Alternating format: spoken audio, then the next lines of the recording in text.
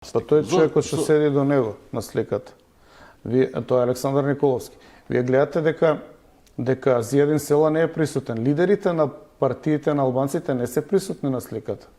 Тој седна тука да се слика, бидејќи требаше објава, требаше да се создаде една слика, еден оптимизам, готово дека паѓа влада. Зашто е бил Александар Николовски кога и тој на сликата? Тоа и него не моди во корист. Затоа што тој се гледа на местото на Мицковски.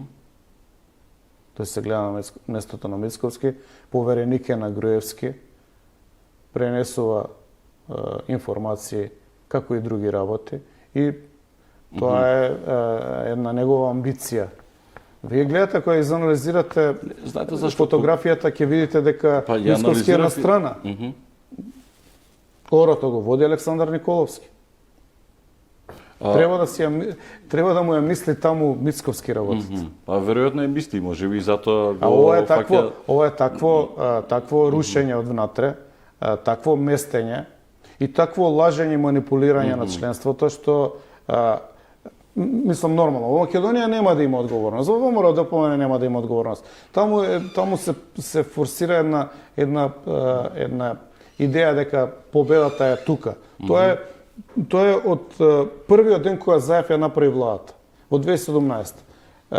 Мојаветот беше во септември се враќаме, па беше во октомври се враќаме, па беше се враќаме во март 2018, па беше во мај, па во септември и така помина 4,5 години. Нонстоп е готово, се договоривме со партии, подкупени се пратеници, сега ќе дојдат овие, сега ќе дојдат оние, доаѓаме на власт, да се држи во една